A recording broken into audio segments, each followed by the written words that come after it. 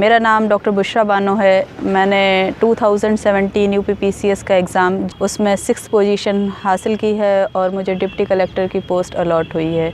साथ ही union public service commission में last year 2018 के रिज़ल्ट में मुझे 277th पोजीशन भी हासिल हुई थी। अगर मुझे आपसे बात करनी हो स्ट्रेटजी के लिए कि कैसे आपको यूपीपीसीएस की पढ़ाई करनी चाहिए, तो उसके लिए पहले मैं आपको अपना कुछ बैकग्राउंड बताना चाहती हूँ। मेरा एजुकेशनल बैकग्राउंड में मैंने ग्रेजुएशन किया है मैथमेटिक्स से, then I went for MBA in human resource management and finance.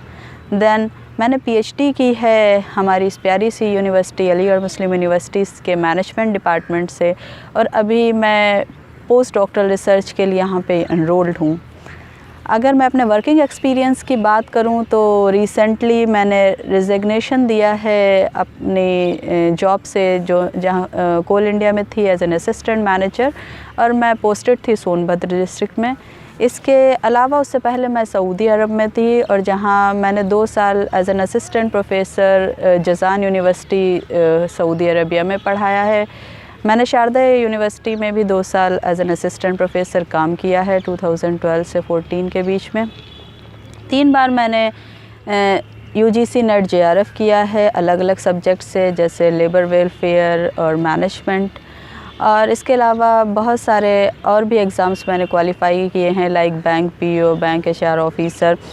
तो मैं एक बेहतर इंसान हो सकती हूँ आप लोगों को गाइड करने के लिए। इसके अलावा अगर मेरी पर्सनल लाइफ की बात की जाए तो मेरी शादी 2014 में हुई थी और मेरे 2 बच्चे हैं, 2 बेटे हैं, एक 4 साल का है और एक अभी 2.5 महीने का ही है। आप लोगों को क्या पढ़ना चाहिए और कैसे मैंने इस चीज़ की पढ़ाई की जो एक अच्छी पोजीशन हासिल की, तो इसके लिए मैं आपको कुछ बुलेट पॉइंट्स में बताना चाहती हूँ। आप लोग थोड़ा सा इस पर गौर करिएगा।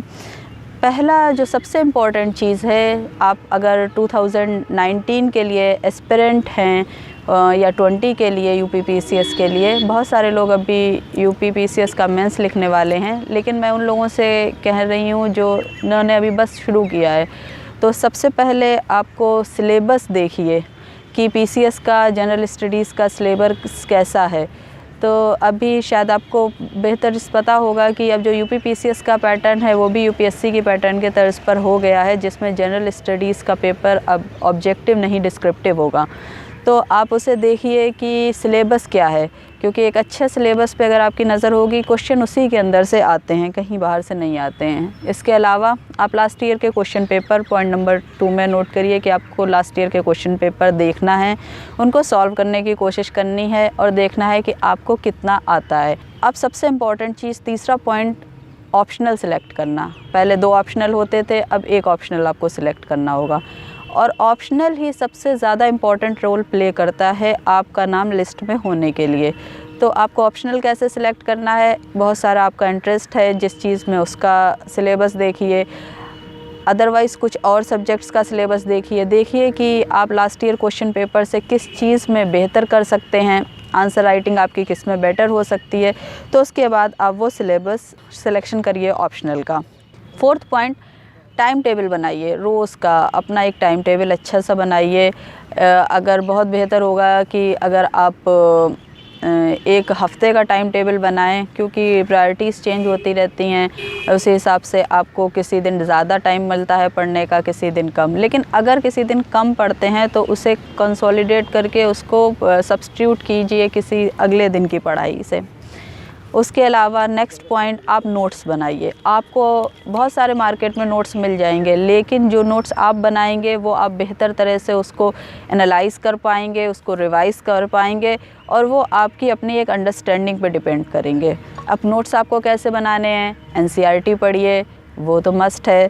उसके अलावा रेफरेंस बुक्स पढ़िए अलग अलग सब्जेक्ट्स की, सारे जनरल स्टडीज़ के पेपर्स की, और इसके अलावा आप न्यूज़पेपर रीडिंग कीजिए, because there is no substitute of newspaper reading. बहुत सारे आपको ऑनलाइन वीडियोस मिल जाएंगे जो एनालाइज़ करते हैं, डिस्कस करते हैं डेली न्यूज़पेपर को, लेकिन वो जो न्यूज़पेपर रीडिंग से आपके अंदर कॉम्प्रहेंशन और रिलेटेडनेस की जो फीलिंग आती है, जो आप बेटर पर्सपेक्टिव में कर सकते हैं, और आपकी जो ब्रॉड अंडरस्टैंडिंग है वो न्यूज़पेपर रीडिंग से ही आएगी।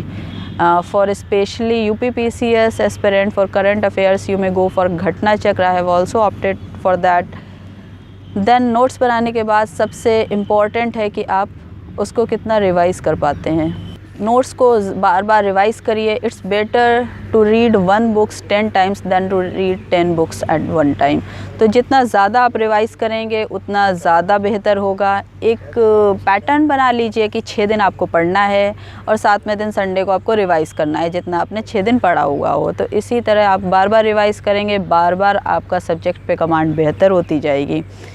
इसके अलावा सबसे इम्पॉर्टेंट चीज़ सिर्फ पढ़ना ही नहीं है, क्योंकि आप पढ़ते रहेंगे मोनोटोनी किसी भी चीज़ की बेकार होती है और आपका इंटरेस्ट उतना ही कम, आपका जो अटेंशन स्पैन है वो कम होता चला जाएगा। इसलिए आप कुछ ना कुछ हॉबी अपनी क्रिएट करें, अगर ना हो और अगर हो तो उसको कोशिश करें, उसमें बेहतर करें। कुछ वक्त निकालिए पर डे के टाइम में, लाइक 1 और 2 आवर कि अगर आपको आउटडोर गेम्स पसंद हैं आप आउटडोर करिए, इंडोर पसंद है इंडोर करिए, और मूवीज़ देखना पसंद है तो मूवीज़ देखिए। लेकिन कोशिश कीजिए कि जो आप मूवीज़ देखें वो that should be based on some social, political, economical, historical issues, जो आपको बेहतर ऐसे राइटिंग में इंटरव्यू के टाइम बहुत बेहतर आपको हेल्प करेंगी। एक बहुत ही इम्पॉर्टेंट चीज़ मैं आपसे कहना चाहती हूँ कि आप अपने सीनियर से कांटेक्ट में रहिए। बहुत सारे लोग जिन्होंने इस एग्ज़ाम को निकाला है या निकालने से चूक गए हैं वो आपसे बेहतर जानते हैं, तो आप उनसे बराबर कांटेक्ट बनाए रखें। बहुत टाइम ऐसा होता है कि वो एक बार में आपको रिप्लाई नहीं देख पाते हैं। Take my on example from last 2 days, और जब मैंने पहले UPSC क्वालिफाई किया था, so I have more than 1000 messages in my inbox. So it is very tough और difficult to answer each and every person, but I will try to answer them. तो ऐसे ही आप बार बार उनको मैसेज कीजिए और हो सकता है कि वो आपको कुछ ऐसा बताएं जो आपको बेहतर लगे, लेकिन स्ट्रैटेजी आपको अपनी खुद ही बनानी होती है। इसके अलावा आप एक बहुत अच्छा इम्पॉर्टेंट इशू है कि आप ऐसा ना कीजिए कि सिर्फ लोगों से हेल्प लें, आप लोगों की हेल्प करें भी, और इसमें ग्रुप डिस्कशन बहुत इम्पॉर्टेंट होता है। आप और जो सीरियस एस्पिरेंट्स हैं वो एक साथ बैठ के ग्रुप डिस्कशन करें, शेयर करें जो आपके पास नोट्स हैं, जो स्ट्रेटजी है अपनी, उसमें देखिए कि किसी की अगर कुछ बेहतर स्ट्रेटजी लगती है उसे फॉलो कीजिए, किसी की आपको कमी लगती है तो आप उसको दूर कराने की कोशिश कीजिए। इसमें WhatsApp group, social media platform बहुत ज़्यादा आपको हेल्प कर सकते हैं, आप बेहतर कर सकते हैं। इसके अलावा एक मैं यहाँ पे अशार कहना चाहती हूँ कि कर तो सभी लेते हैं और बस एक जज्बा चाहिए, जुनून चाहिए, तो कश्तियाँ सबके किनारे पर पहुँच जाती हैं, ना खुदा जिनका नहीं उनका खुदा होता है। तो आप के अंदर वो काबिलियत है, हर इंसान के अंदर बहुत यूनिकनेस होती है, उसको आपको आइडेंटिफाई करने की कोशिश करनी चाहिए, फिर अपना गोल सेट करना चाहिए, अपनी सलाहियतों का बेस्ट यूज़ कर सकें जिससे आप बेहतर कर सकें और अपने गोल को अचीव कर सकें। मैं आप सबको बहुत बहुत मुबारकबाद देने चाहती हूँ, बहुत सारी दुआ करती हूँ, प्रे करती हूँ कि आपका एग्ज़ाम अच्छा हो, जो लोग एस्पिरेंट हैं नेक्स्ट ईयर और उससे नेक्स्ट ईयर के लिए। मैं डेली नॉलेज टेक की बहुत शुक्रगुज़ार हूँ कि उन्होंने एक बार फिर मुझे मौका दिया आप सबसे रूबरू होने का।